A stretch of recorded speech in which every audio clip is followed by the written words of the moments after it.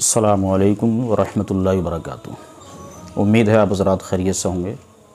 अल्लाह पाक आपको और आपके घर वालों को खैरियत से रखे। आज हमारे मुल्क हिंदुस्तान से एक बड़ी अफसोसनाक ख़बर आई है। बहुत ही अफसोसनाक ख़बर है जिसको बयान करते हुए अफसोस हो रहा है। ये ख़बर दिल्ली से आगे चल के जो पटौदी है वहाँ की मस्जिद की है। उस मस्जिद में एक इमाम, उसको इमाम नहीं कहिए बल्कि इमाम का लिबादा पहने हुए दरिंदा सिफत इंसान था, जो कई साल से मस्जिद के अंदर इमामत कर रहा था।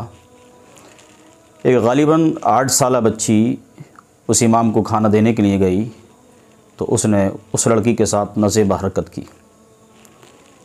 और ऐसी हरकत कोई आलिम नहीं कर सकता बल्कि जाहिल ही कर सकता है। आज बहुत से जाहिल जो आलिमों का लिबादा पहने हुए हैं वो दरिंदा सिफत इंसान हैं, इस तरह की हरकतें वही करते हैं। वो मासूम बच्ची खाना देने के लिए गई तो उस बच्ची के साथ उसने नज़ेबा हरकत की और गलत नज़र से उसको देखा। खैर तो ये हुई कि उस बच्ची ने फ़ौरन शोर व गुल कर दिया। वो बच्ची रोते हुए अपने घर को आई। आने के बाद पूरी बात अपनी माँ को बताई। माँ फ़ौरन मस्जिद में पहुँची और उस इमाम से पूछताछ की तो उसने अपना जुर्म भी कबूला। फिर उसकी वालदा ने, उस बच्ची की वालदा ने उसको मारना भी शुरू किया, चप्पलों से मारा। भीड़ इकट्ठा हो गई, लोग चारों तरफ से दौड़े और दौड़ने के बाद उससे पूछा तो उसने अपना जुर्म कबूल किया कि हाँ, मैंने इसको गलत नज़र से देखा था। बड़े अफसोस की बात है ये।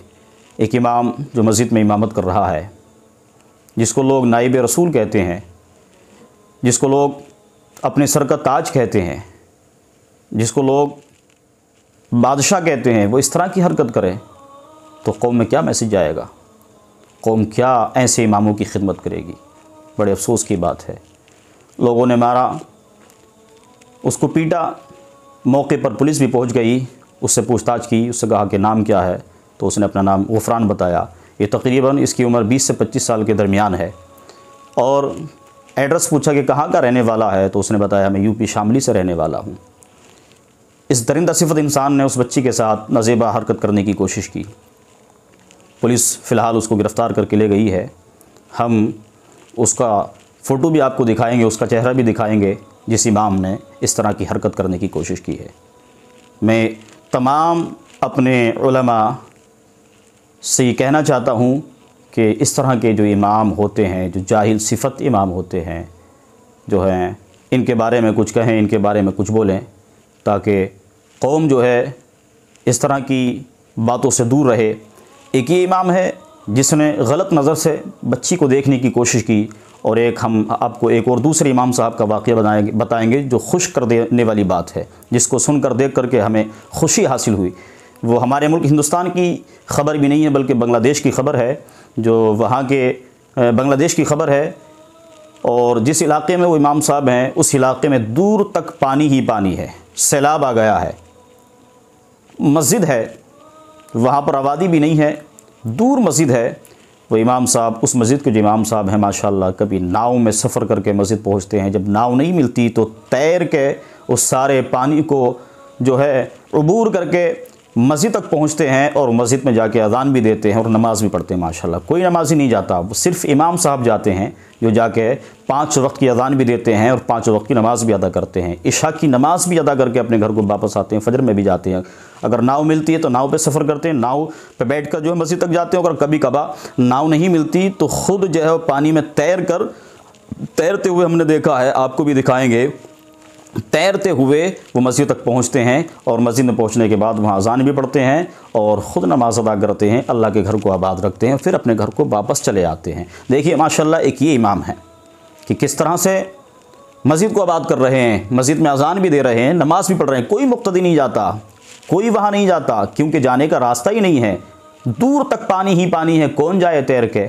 क्योंकि ये कौम तो हमारी ऐसी है कि पास में मस्जिद होती है तब भी नमाज़ पढ़ने की नहीं आती, तो पानी में तैर के कौन जाएगा नमाज़ पढ़ने? लेकिन उनको देखिए माशाल्लाह, देख के दिल खुश हुआ कि वो इमाम हैं, तैर के जाते हैं, पानी को जो है अबूर करके, पानी को जो है पास करके पानी के अंदर तैर करके जो है मस्जिद तक पहुंचते हैं और मस्जिद में अज़ान दे के नमाज़ पढ़ के फिर वापस अपने घर को आ जाते हैं। माशाल्लाह ये इमाम है। और ये एक इमाम है जो बदौड़ी शहर जो दिल्ली के आगे है तकरीबन, वहाँ की मस्जिद का मामला है कि वो उस दरिंदा सिफत इंसान ने जो 8 साल की मासूम बच्ची है, छोटी सी बच्ची है, उस पर जो है गलत नज़रों को दौड़ाया, नज़ेबा उसके साथ हरकतें की और जो है नज़ेबा हरकत करने की कोशिश की। वो तो ये हुआ कि उस बच्ची ने शोर मचा दिया और मौके पर भीड़ पहुंच गई। ये गुफरान नाम का शख्स है, जिसको हम इमाम नहीं कह सकते, आलिम नहीं कह सकते, हाफिज़ नहीं कह सकते, कारी नहीं कह सकते, ये बल्कि दरिंदा सिफत इंसान है, जाहिल है, गवार है। इसलिए कि जाहिल गवार ही ऐसी हरकत करेगा, कोई पढ़ा लिखा इंसान ऐसी हरकत नहीं करेगा। अल्लाहु अकबर। जो है देखिए इस तरह की ख़बरें देखकर जो है अफसोस होता है कि कैसे कैसे लोगों को आज कौम ने मस्जिदों में रख लिया है। इसकी एक वजह यह भी है कि ये कौम देखती नहीं कि कौन क्या है, कौन कैसा है, इसका अक़ीदा क्या है, इसका इल्म क्या है, इसकी सोहबत क्या है, ये कहाँ से कहाँ का पढ़ा लिखा हुआ है, ये कहाँ का रहने वाला है। कौम जो उसके बारे में नहीं पूछती। फिर आखिर ये होता है कि जो है अंजाम ये होता है कि एक दिन कौम को जो है इसकी सज़ा भुगतनी पड़ती है। और ऐसे लोगों से पूरी जो है पूरे अइम्मा हज़रात, उलमा हज़रात बदनाम होते हैं और लोग उंगलियां इमामों पर उछालते हैं कि देखिए ये इमाम है मस्जिद का, इस इमाम ने ऐसी हरकत की है। तो कौम को भी चाहिए कि जब हम अपनी मस्जिद में किसी इमाम को रखें तो पहले ये देखें कि इसका अक़ीदा क्या है और इसकी तालीम क्या है, इसका अखलाक क्या है, इसका किरदार क्या है, इसके घर वाले कैसे हैं। जब जो हमारे उलमा ने मिसाल दी है कि गधे पर किताबें लादने से कोई आलिम नहीं होता। आलिम तो वो होता जो इल्म पर अमल करे, अपने आप भी नेक बने और दूसरों को नेक बनाने की कोशिश करे। ये ख़बर जो मैं आप तक पहुंचा रहा हूं, आप इस खबर को जो है सुनिए।